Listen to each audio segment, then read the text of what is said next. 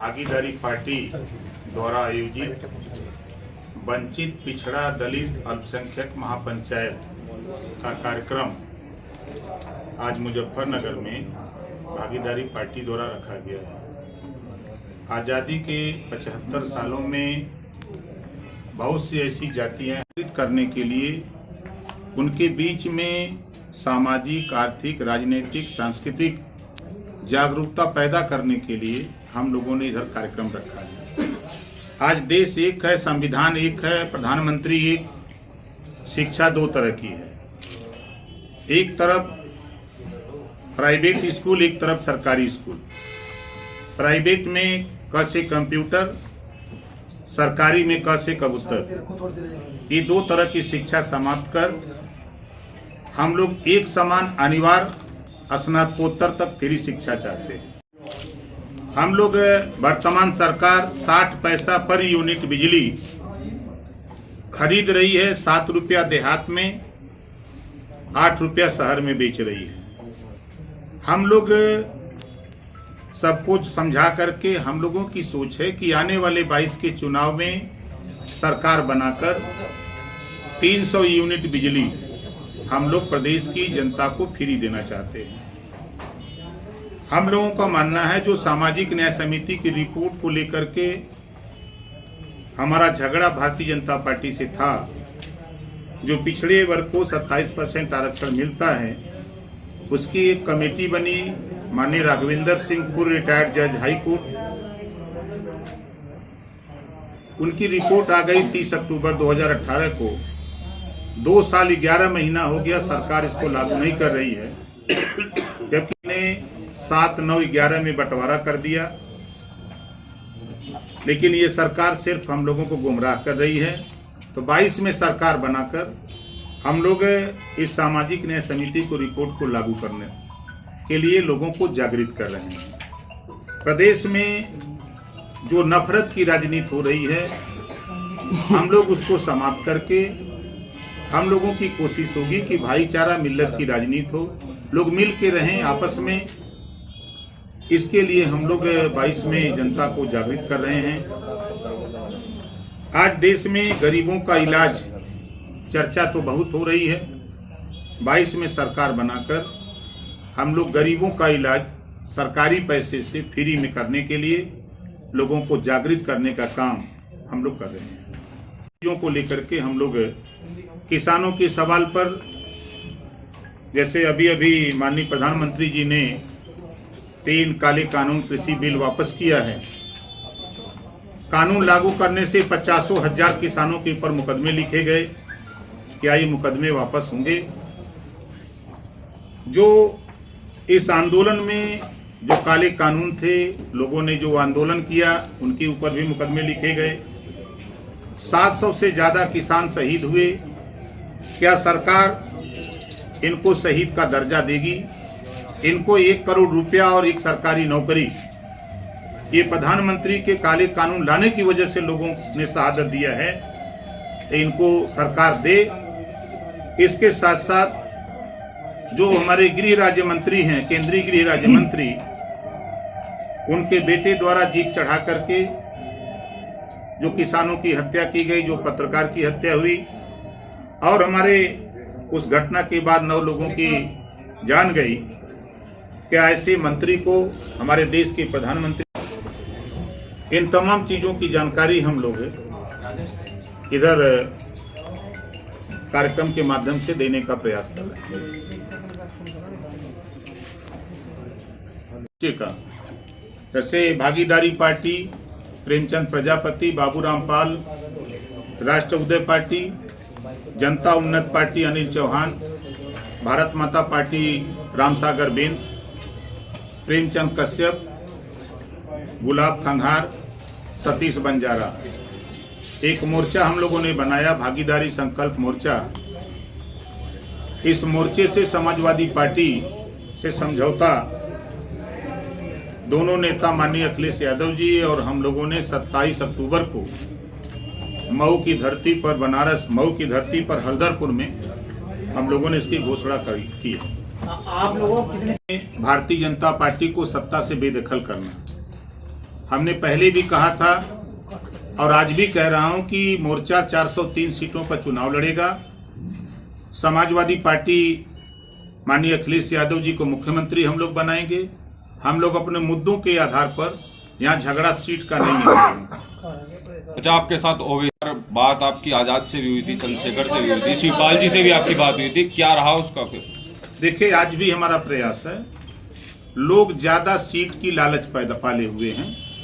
अब कोई 100 सीट, कोई 80 सीट, कोई 70 सीट मांग रहा है, तो अगर समाजवादी पार्टी अपने सभी सहयोगियों को सीट बांट देगी जितना लोगों की डिमांड है, तो उस हिसाब से तो हमको लगता है सीटियां घट जाएगी।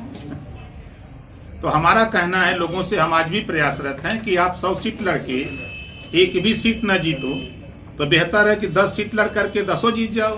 तो आप चुनाव लड़ोगे या नहीं? इनके सीटों का बंटवारा होगा नहीं होगा, या ऐसे ही सहयोग करोगे? 400 आपकी जो अपनी पार्टी है वो कितने सीटों पर लड़ेगी? आपका मोर्चा अभी दिसंबर में हम लोग तय कर लेंगे। वो सीट का कोई झगड़ा नहीं है। इतना मान के चलिएगा कि हमारा गठबंधन 403 सीटों पर चुनाव लड़ेगा। हम लोगों का सीट का कोई झगड़ा नहीं है। नहीं, बयान आया था। नहीं, बिल्कुल। मैं कहा जा रहा हूँ नहीं दिया हूँ।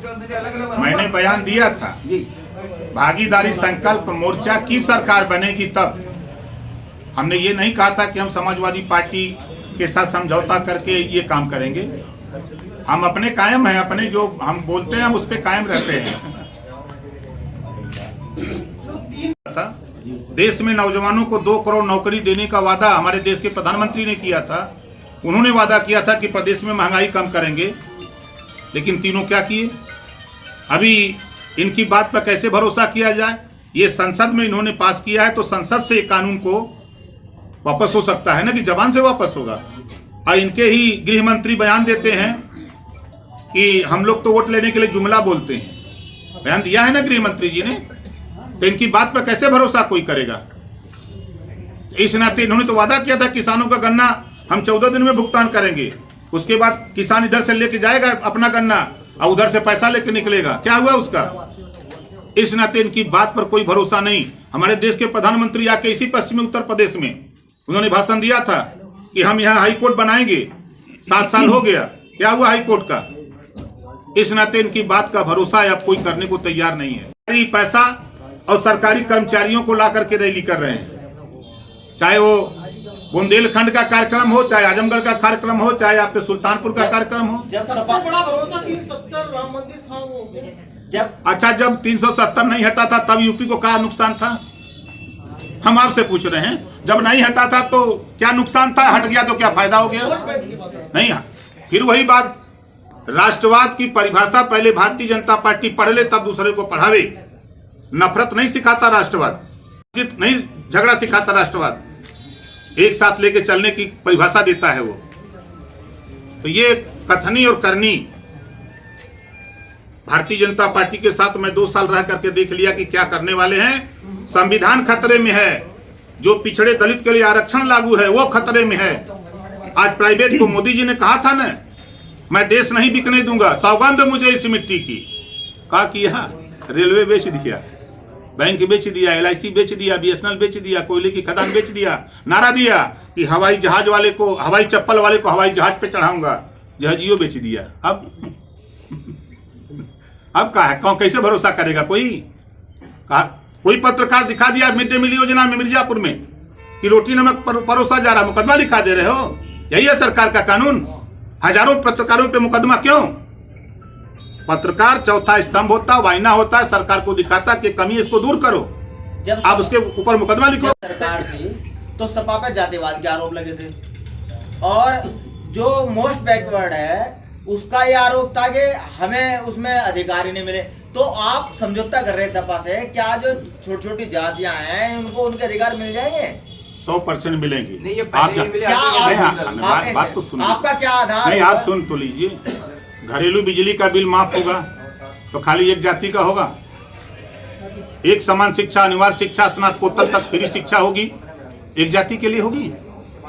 प्रदेश में गरीबों का इलाज फ्री में होगा तो एक जाति का होगा।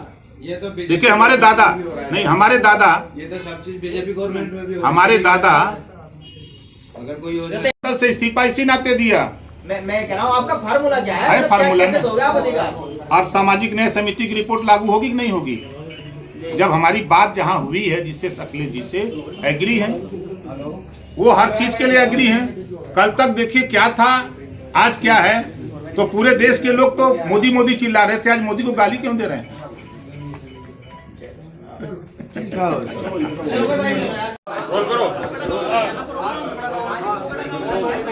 आज मुजफ्फरनगर आए हैं, किस तरह का कार्यक्रम मुजफ्फरनगर में? कि आज भागीदारी पार्टी द्वारा आयोजित वंचित पिछड़ा दलित अल्पसंख्यक महापंचायत है। हम प्रदेश में जो वंचित समाज है, आज़ादी के 75 साल में जिनको सामाजिक, आर्थिक, राजनीतिक, सांस्कृतिक क्षेत्रों में हिस्सा नहीं मिला है, उनको हिस्सा दिलाने के लिए एक पंचायत का कार्यक्रम रखे हैं। उसी पर्पज से इधर हम आए हैं। अच्छा, पूर्वी यूपी में तो आपका बढ़िया, पश्चिम में क्या करेंगे आप? किस तरह से अपना विस्तार? देखिए, पश्चिम में आप जो स्थिति पूरब देख रहे हैं वही स्थिति पश्चिम में है।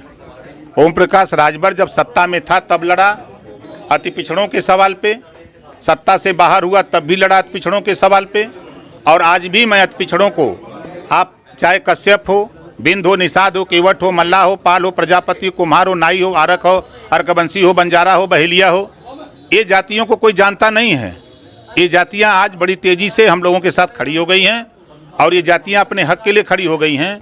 तो आज जो हमारे बड़े भाई लोग हैं, जो मजबूत लोग हैं, उनको भी इस बात का एहसास हो गया है कि बगैर इनको साथ जोड़े हम आगे नहीं जा सकते। अच्छा राजभर जी, आपके आवाज पर लगातार एक लोग, शिवपाल यादव जी, चंद्रशेखर आजाद और ओवैसी लगातार मीटिंग करते हैं, लेकिन गठबंधन आपने अकेले कर दिया। नहीं, पिछले महीने ये तय हुआ कि 10 तारीख तक शिवपाल जी बात करेंगे और 10 तारीख के बात नहीं होती है तो एक आदमी बात करके पहले वहाँ चले, उस घर में एंट्री करे, तो फिर उसके बाद हमको जिम्मेदारी मिली तो 5-6 लोगों को लेके हम वहाँ गए, समझौते का ऐलान हुआ।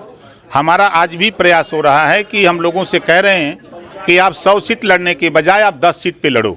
100 सीट लड़ करके आप एक भी नहीं जीत सकते हो और मोर्चे में रह करके 10 लड़के 10 जीत सकते हो। राजभर जी, जिस तरह से कृषि कानून रद्द किया है प्रधानमंत्री, क्या एनआरसी और सीएबी रद्द होगा? एक